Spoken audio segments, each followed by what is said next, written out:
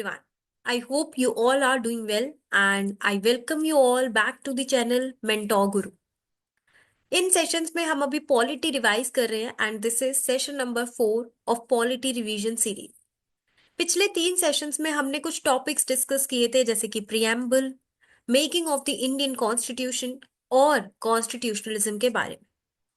इसका फॉर्मेट ये होता है कि पहले मैं ब्रीफली आपको वो टॉपिक रिवाइज कराती हूँ और फिर हम उस पर एक प्रीवियस ईयर क्वेश्चन देखते हैं। चले तो आज का सेशन शुरू करते हैं जहां पर हम सेलियंट फीचर्स पढ़ेंगे of the Indian constitution. Salient features मतलब जो हमारे कॉन्स्टिट्यूशन है उसमें कौन कौन सी चीजें रिफ्लेक्ट होती हैं, कौन से सोर्सेस से वो लिया गया है, क्या वो एक लेंथीएस्ट कॉन्स्टिट्यूशन है, कॉन्स्टिट्यूशन फेडरल सिस्टम प्रेफर कर रहा है या यूनिटरी सिस्टम प्रेफर कर रहा है, पार्लियामेंट्री सुवरेनिटी है या जुडिशियल सुप्रीमेसी है। So let's see.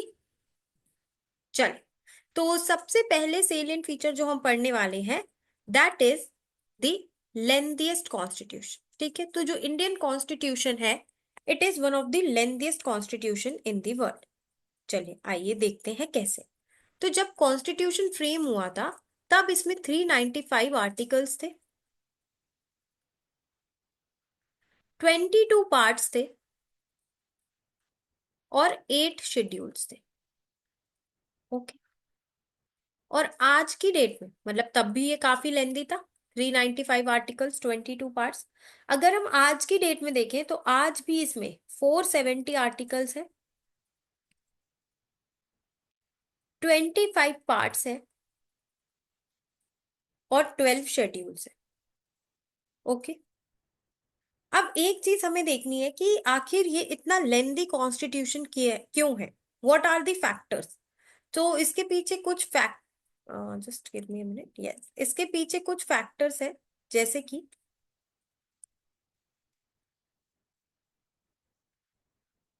Historical factors.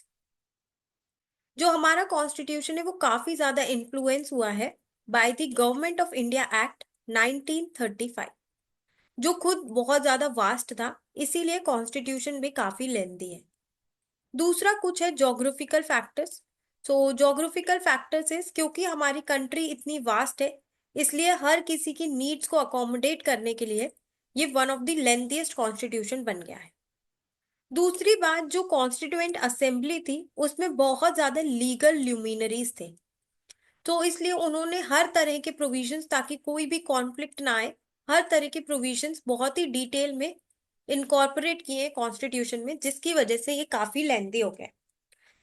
और कुछ फैक्टर्स हैं कि बाकी जगह जो कन्वेंशंस वगैरह होते हैं वो कॉन्स्टिट्यूशन में नहीं लिखे जाते, लेकिन हमारे यहाँ पॉलिटिकल कन्वेंशंस ये भी कॉन्स्टिट्यूशन में डाल दिए गए हैं। Principles of governance, administrative provisions, सब तरह की चीजें कॉन्स्टिट्यूशन में दी गई हैं। इसीलिए जो हमारा कॉन्स्टिट्यूशन है it is one of the lengthiest constitution in the world. I hope मेरी ये बात आपको समझ आ गई होगी। ठीक है, चलिए तो इससे हमें समझ आता है कि कैसे कॉन्स्टिट्यूशन जो इंडिया का है वो lengthiest, one of the lengthiest constitution है। देखिए इससे आप एक और चीज भी सीख सकते हैं कि जब भी आप कुछ भी पढ़े उसके पीछे लॉजिक देखिए, सिर्फ रटने से नहीं होगा, आपको उसके पीछे का लॉजिक भी समझना होगा। नेक्स्ट इज कि जो हमारा कॉन्स्टिट्यूशन है it is influenced by various sources. देखिए बात क्या है कि जब तक इंडिया का कॉन्स्टिट्यूशन बना तब तक मेजॉरिटी ऑफ द कॉन्स्टिट्यूशंस बन चुके थे, इसलिए कुछ प्रोविजंस हमने दूसरी कंट्रीज से सीख कर भी लिए। जैसे कि अगर हम फंडामेंटल राइट्स की बात करें तो वो हमने यूएसए से लिया। ठीक है, फिर अगर हम इसमें डीपीएसपी की बात करें तो वो हमने आयरलैंड से लिया। In fact doctor B R Ambedkar ने बोला कि जो इंडियन कॉन्स्टिट्यूशन बनाया गया it was made by ransacking the constitutions all around the world. इस तरह की लाइंस आपके मेंस में भी काम आ सकती हैं। अगर हम इसको डिवाइड करें तो देखिए जो स्ट्रक्चरल पार्ट है कॉन्स्टिट्यूशन का, 3 तरह से हम इसे डिवाइड कर सकते हैं: structural part, philosophical part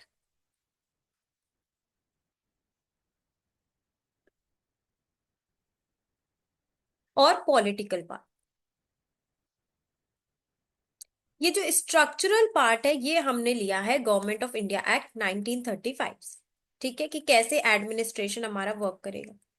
philosophical part majorly USA यूएसए और आयरलैंड से लिया है, that is fundamental rights, DPSP. और जो पॉलिटिकल पार्ट है कि क्या पार्लियामेंट्री फॉर्म ऑफ गवर्नमेंट होगी, जुडिशरी कैसी होगी, this has been taken from Britain. Okay, is this clear? ठीक है। तो अब आई थिंक आपको कोई भी परेशानी नहीं होगी ये समझने में कि कैसे ये लेंथीएस्ट है, कैसे it is influenced by various sources. Next is कि ये ब्लेंड है ऑफ रिजिडिटी एंड फ्लेक्सिबिलिटी। अब इंडियन कॉन्स्टिट्यूशन रिजिडिटी और फ्लेक्सिबिलिटी का ब्लेंड कैसे है, चलिए देखते हैं। देखिए, रिजिड कॉन्स्टिट्यूशन वो होता है जिसे अमेंड करना बहुत डिफिकल्ट है। ओके, एक तो ये हो गया रिजिड कॉन्स्टिट्यूशन मतलब डिफिकल्ट टू अमेंड। चलिए, दूसरा होता है फ्लेक्सिबल कॉन्स्टिट्यूशन। फ्लेक्सिबल कॉन्स्टिट्यूशन वो होता है जहां पर it is easy to amend. Okay, आसान है अमेंड करना। ठीक है, चलिए, तो ये डिफरेंस तो आपको समझ आ गया होगा कि रिजिड और फ्लेक्सिबल कॉन्स्टिट्यूशन में डिफरेंस क्या है। अब हमें देखना है कि कैसे जो इंडियन कॉन्स्टिट्यूशन है उसको डिफिकल्ट और इजी दोनों है अमेंड करना। चलिए, तो देखते हैं ये कैसे है। तो देखिए, हमारे यहाँ कुछ प्रोविजंस है जो कि सिंपल मेजोरिटी से आप अमेंड कर सकते हो। ठीक है, तो इसका क्या मतलब हुआ कि कॉन्स्टिट्यूशन क्या है, फ्लेक्सिबल है। दूसरी बात, कुछ प्रोविजंस ऐसे हैं जिनके लिए आपको स्पेशल मेजोरिटी चाहिए, और कुछ तो ऐसे हैं जिनमें आपको स्पेशल मेजोरिटी भी चाहिए। एक minute, special majority plus half of the states का कंसेंट भी चाहिए, रेटिफिकेशन चाहिए। तो ये दोनों चीजें दिखा रहा है कि रिजिड है, इतनी आसानी से कुछ प्रोविजन नहीं, और ये दिखा रहा है फ्लेक्सिबल है कि हाँ ठीक है। तो इसीलिए इसको बोला गया है blend of rigidity and flexibility. ठीक है, देखिए जरा कितना दिमाग लगा के जो हमारे कॉन्स्टिट्यूशन मेकर्स हैं, कितना दिमाग लगाकर उन्होंने इस कॉन्स्टिट्यूशन को बनाया है। ओके, तो मजा आया आपको ये समझने में? तो अभी तक हमने क्या क्या सेलिएंट फीचर्स देखे।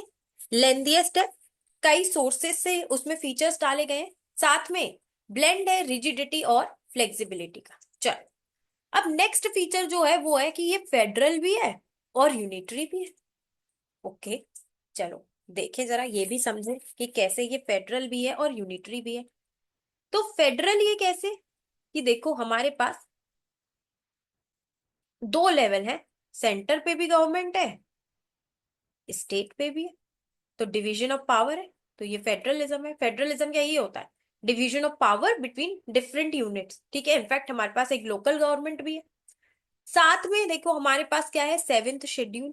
सेवेंथ शेड्यूल डिवाइड करता है कि कौन सी चीजें स्टेट के एम्बिट में आएंगी, ठीक है, कौन सी सेंटर के एम्बिट में आएंगी। तो ये दिखाता है कि हाँ ये तो फेडरल है।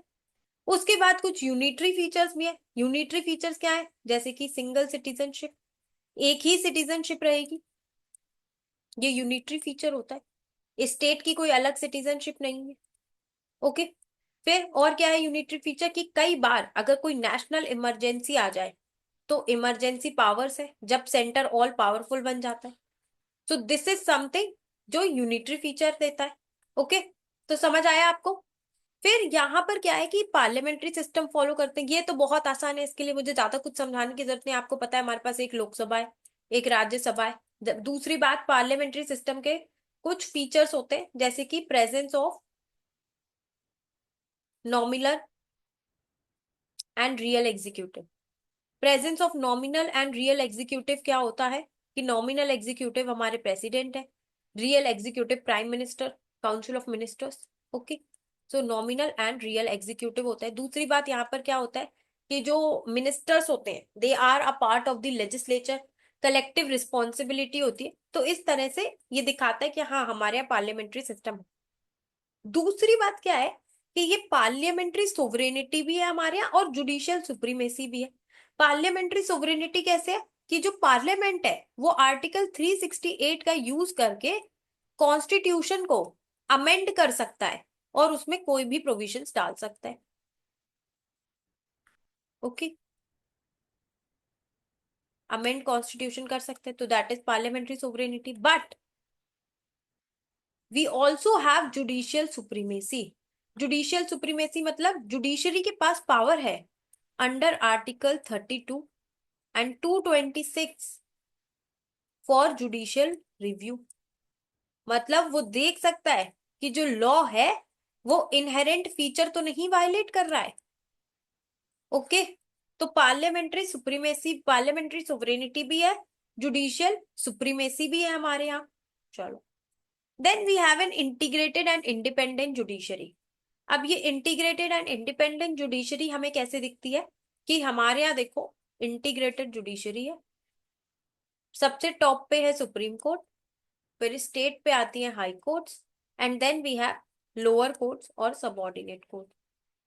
साथ में ताकि कोर्ट अपना फंक्शन अच्छे से परफॉर्म कर सके इसलिए इसको इंडिपेंडेंट भी बनाया गया है, जैसे कि सिक्योरिटी ऑफ टेन्योर है, सैलरी और अलाउंसेस चेंज नहीं की जा सकती है ड्यूरिंग देयर टेन्योर। तो इस तरह से इनको इंडिपेंडेंस भी दी गई है। एक इंपॉर्टेंट सेलियंट फीचर है हमारा fundamental rights. Okay, fundamental rights क्या है?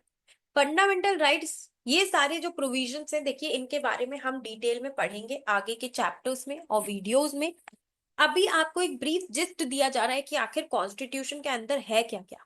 तो एक फीचर है बहुत ही important, that is fundamental rights, जो कि आर्टिकल 12 से 35 के बीच में दिए गए।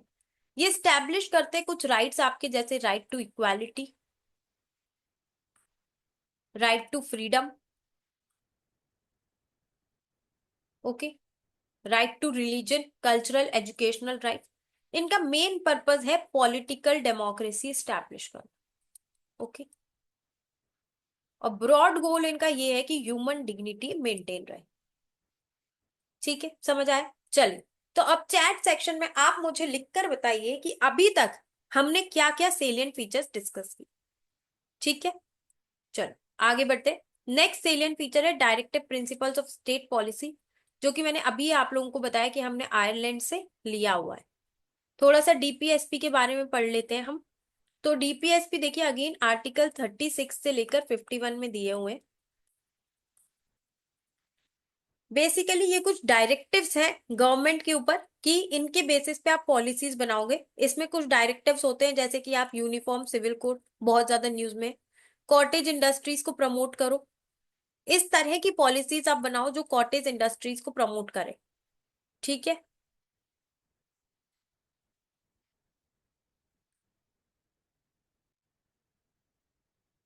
Equal pay for equal work आप इंश्योर करो। ये कुछ डीपीएसपी में चीजें दी हुई हैं कि डायरेक्टिव्स है गवर्नमेंट को कि आप इस बेसिस पे अपनी पॉलिसीज बनाइए। ये इस्टेब्लिश करते हैं social and economic democracy country में। Is this fine? सबको समझ आ रहे हैं यहां तक? ग्रेट। चलो अब दूसरा डिस्कस करते हैं।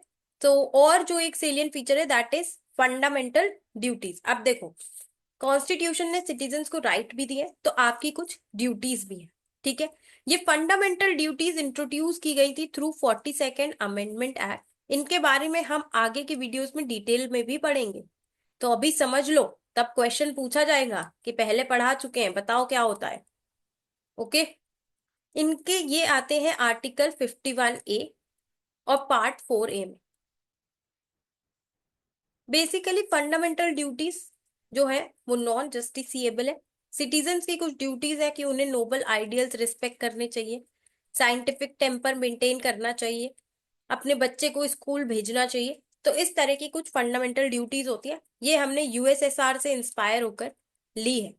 This is also one of the salient feature of the Indian constitution. Another salient feature is the secular state. Secular state का मतलब क्या होता है? क्या कोई चैट सेक्शन में लिखना चाहेगा कि सेक्युलर स्टेट क्या होता है? So it is basically separation between state and religion. Okay, but जो इंडिया है हमने पॉजिटिव सेक्युलरिज्म अडॉप्ट किया है। पॉजिटिव सेक्युलरिज्म में क्या होगा कि वैसे तो सेपरेशन होगा लेकिन कहीं जगह स्टेट इंटरफेयर कर सकता है अगर रिलीजियस प्रैक्टिसेस इक्वालिटी के अगेंस्ट है, जैसे कि सबरीमाला इशू में स्टेट ने इंटरफेयर किया।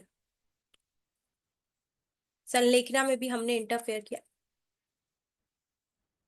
ये जो सेक्युलर स्टेट का कैरेक्टर देखो, हम आपने देखा होगा, हमने प्रियम्बल में देखा था जहां पर सेक्युलर वर्ड मेंशन्ड है। कमेंट सेक्शन में मुझे बताइए कौन से आर्टिकल के कौन से अमेंडमेंट से हमने सेक्युलर वर्ड ऐड किया। दूसरी बात, फंडामेंटल राइट्स से भी ये 25 to 28 में हमको इसका सेक्युलर कैरेक्टर दिखता है। आर्टिकल 14 में भी दिखता है, जहां पर आर्टिकल 14 से 18 के बीच में भी दिखता है, जहां पे जहां पे स्टेट डिस्क्रिमिनेट नहीं करेगा on the basis of religion etcetera. Okay, चलो आगे बढ़ते हैं। एक और सेलियंट फीचर है यूनिवर्सल एडल्ट फ्रेंचाइज।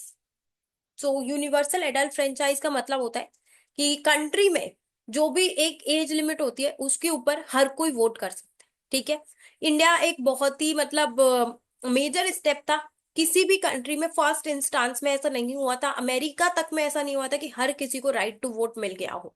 ओके, लेकिन इंडियन गवर्नमेंट ने since the time of independence सभी को हमने राइट टू वोट दिया हुआ है।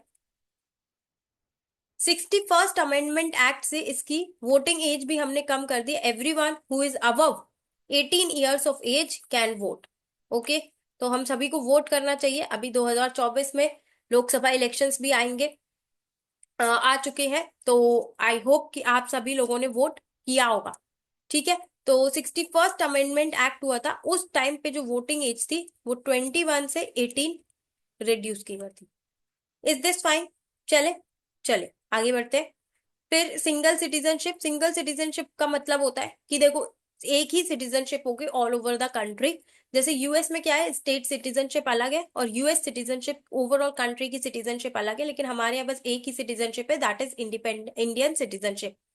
दूसरा कैरेक्टर जो है वो है इंडिपेंडेंट बॉडीज। इंडिपेंडेंट बॉडीज बहुत ही नेसेसरी होती है एक डेमोक्रेसी में, जो इंश्योर करती हैं कि इलेक्शंस फ्री एंड फेयर हो, जो बजट वगैरह है, रिवेन्यू जो भी खर्चे हो रहे हैं वो अच्छे से हो, प्रॉपरली हो, कोई भी करप्शन ना हो उन चीजों में। तो इंडिपेंडेंट बॉडीज जैसे हमारे पास इलेक्शन कमीशन ऑफ इंडिया है, यूपीएससी है जिसके अंडर सीएससी एग्जामिनेशन की आप सभी लोग तैयारी कर रहे हैं, एक इंडिपेंडेंट बॉडी है जो कि एग्जामिनेशन कंडक्ट कराती है। हमारे पास कैग है जो चेक करता है कि आपने अपना पैसा कहाँ खर्च किया, कैसे खर्च किया।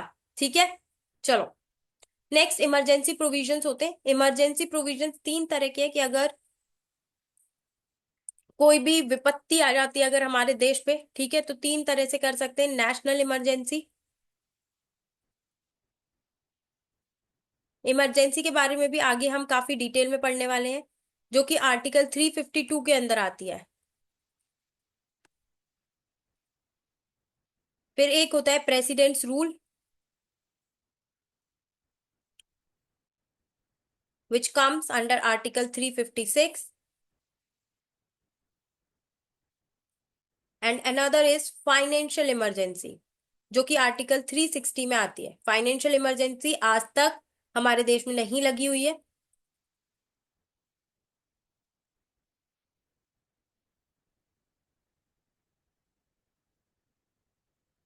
ओके, तो ये इमरजेंसी पावर्स है, कभी भी अगर कोई भी प्रॉब्लम आती है किसी स्टेट के साथ या नेशनल पे कोई इमरजेंसी होती है तो उस टाइम पे इन इमरजेंसी प्रोविजंस का यूज किया जाता है। एक और बहुत ही इंपॉर्टेंट सेलियर फीचर है, that is 3 tier government. 3 tier government मतलब 3 लेवल ऑफ स्ट्रक्चर्स है। जैसे कि सबसे पहले हमारे यहाँ सेंट्रल गवर्नमेंट आती है, फिर स्टेट गवर्नमेंट आती है और फिर लोकल गवर्नमेंट आती है। लोकल गवर्नमेंट को इंट्रोड्यूस किया गया था through 73rd and 74th amendment act. It is very important. Local government से क्या होता है कि हमें पता चलता है, ग्रास रूट डेमोक्रेसी स्टैब्लिश होती है, हमें पता चलता है लोगों की रियल नीड्स क्या है, उनकी डिमांड्स क्या है, ट्रांसपेरेंसी मेंटेन होती है, अकाउंटेबिलिटी मेंटेन होती है। फिर कोऑपरेटिव सोसाइटीज भी एक इंपॉर्टेंट फीचर है of the Indian constitution. Cooperative societies को डीपीएसपी में भी मेंशन किया गया है under article 43B। You also have the right to form cooperatives under article 19 के अंदर आपको राइट टू फॉर्म कोऑपरेटिव्स आपको है। Okay, so this is something regarding the salient features of the Indian constitution. अब हम बात करेंगे क्रिटिसिज्म ऑफ द कॉन्स्टिट्यूशन। अभी तो हमने काफी ज्यादा बातें की कि हमारे कॉन्स्टिट्यूशन में बहुत अच्छी अच्छी चीजें हैं, फंडामेंटल राइट्स है, फंडामेंटल ड्यूटीज है, डीपीएसपी दे रखा है, फेडरल सिस्टम भी है, यूनिटरी भी है, बट इसके कुछ क्रिटिसिज्म भी है। There is always another side of the coin, ठीक है। हर सिक्के के दो पहलू होते हैं, ऐसे ही इंडियन कॉन्स्टिट्यूशन के भी कुछ क्रिटिसिज्म है। सबसे पहला क्रिटिसिज्म आता है कि इसको एक बोरोड कॉन्स्टिट्यूशन बोला गया है, जैसे कि मैंने बताया कि इसको काफी सोर्सेस से हमने प्रोविजंस लिए हुए हैं, बट बी आर अम्बेडकर ने इस पे बोला है कि देखो, जब तक इंडियन कॉन्स्टिट्यूशन बना था तब तक मेजोरिटी ऑफ द कॉन्स्टिट्यूशन बन चुके थे, तो एक जो कॉन्स्टिट्यूशन का बेसिक फ्रेमवर्क है वो वैसा ही दिखेगा। अनदर थिंग इज कि इसको कार्बन ये कॉपी है, ठीक है, कार्बन कॉपी बोला गया है गवर्नमेंट ऑफ इंडिया एक्ट 1935 पे। इस पे भी बी आर अम्बेडकर ने काउंटर किया है, ही हैज सेड कि हाँ, हमने उससे कुछ प्रोविजंस लिए हैं, लेकिन it is just the administrative provisions that we have taken from it. Okay, इसके साथ साथ देखो, इसको एंटी इंडियन भी बोला गया है। एंटी इंडियन इसलिए क्योंकि काफी ज्यादा प्रोविजंस हमने ब्रिटेन वगैरह से इसमें इनकॉर्पोरेट किए हैं, तो काफी क्रिटिसिज्म इसका एंटी इंडियन भी को भी लेकर आता है। नेक्स्ट इज कि कुछ क्रिटिक्स इसे अनगांधियन भी बोलते हैं, however it is not true, ठीक है। हमने देखा लोकल गवर्नमेंट है, कॉटेज इंडस्ट्रीज प्रमोट कर रहे हैं हम, तो गांधी के आइडियल आराम से इसमें दिखते हैं। फिर कुछ लोग इसे लॉयर्स पैराडाइज कहते हैं, जैसे कि मैंने आपको बताया कि लीगल ल्यूमिनरीज की प्रेजेंस की वजह से काफी बड़ा भी है हमारा कॉन्स्टिट्यूशन। और कुछ लोग बोलते हैं कि इतने जो कॉम्प्लेक्स प्रोविजंस है, that is due to the presence of large number of lawyers in the constitution assembly. फिर इसका साइज तो बहुत बड़ा है, ठीक है, ये भी इसका क्रिटिसिज्म है कि आपने सब कुछ कॉन्स्टिट्यूशन में ही डाल दिया, principles of governance, administrative provisions, बहुत सारी चीजें आपने कॉन्स्टिट्यूशन में डाल दी, जिसकी वजह से ये काफी बड़ा हो चुका है। चलिए, अब हम बात करते हैं प्रीवियस ईयर क्वेश्चन की। But previous year question discuss करने से पहले मैं आपको बताना चाहूंगी कि आज की इस वीडियो में हमने क्या क्या पढ़ा। तो पहले हमने कुछ सेलिएंट फीचर्स देखे। चलिए एक बार रिवाइज करते हैं क्या क्या सेलियंट फीचर्स हमने देखे थे। तो सेलियंट फीचर्स हमने देखे जैसे कि ये लेंथीएस्ट है। फिर हमने देखा कि डिफरेंट सोर्सेस से इसको लिया गया है। Okay, then we talked about कि इसमें फेडरल प्लस यूनिटरी दोनों तरह का आता है। फिर हमने देखा कि इसमें पार्लियामेंट्री फॉर्म ऑफ गवर्नमेंट है। देन वी सॉ कि पार्लियामेंट्री सोवरेनिटी भी है और जुडिशियल सुप्रीमेसी भी है। ऐसे ही हमने काफी प्रोविजंस पढ़े कि यहाँ पे 3 टियर गवर्नमेंट है। फिर इसमें फंडामेंटल राइट्स है, डीपीएसपी है, फंडामेंटल ड्यूटीज है, इमरजेंसी प्रोविजंस है, कोऑपरेटिव सोसाइटी बना सकते हो आप इंडियन कॉन्स्टिट्यूशन के अंदर। देन वी टॉक्ड अबाउट कि यहाँ पे सिंगल सिटीजनशिप है। तो देखिए दोस्तों, जैसे मैं आपको पढ़ा रही हूँ और आपके सामने एक्टिव रिकॉल कर रही हूँ, ऐसे ही आपको भी एक्टिव रिकॉल करके चीजों को पढ़ना है। फिर हमने इसका कुछ क्रिटिसिज्म पढ़ा। क्रिटिसिज्म में हमने देखा कि इसको बैग ऑफ बोरोइंग्स बोला जाता है या फिर हॉच पॉच कॉन्स्टिट्यूशन बोलते हैं। दैट इज बोरोड कॉन्स्टिट्यूशन का ही ये एक वर्जन है लिखने का। बैग ऑफ बोरोइंग्स कहते हैं इसको, ठीक है। फिर लॉयर्स पैराडाइज बोला जाता है इसको।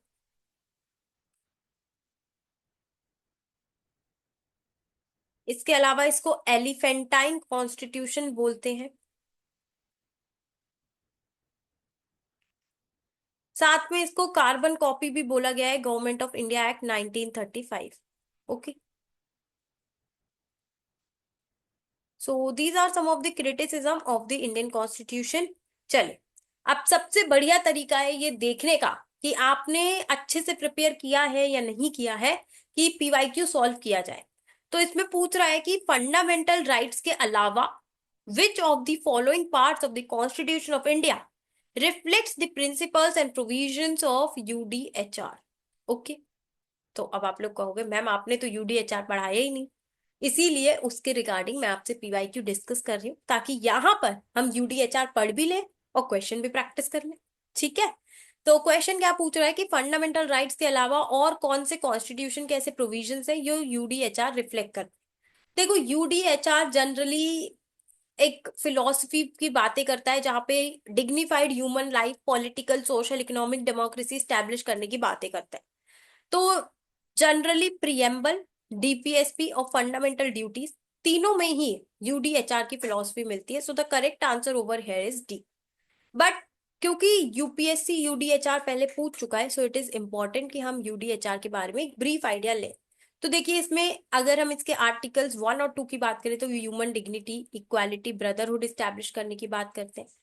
ये इंडिविजुअल राइट्स देते हैं, like right to life, equality, right to fair trial, freedom of movement, nationality, right to marry, right to own property, ये सब चीजों पे भी बात करते हैं।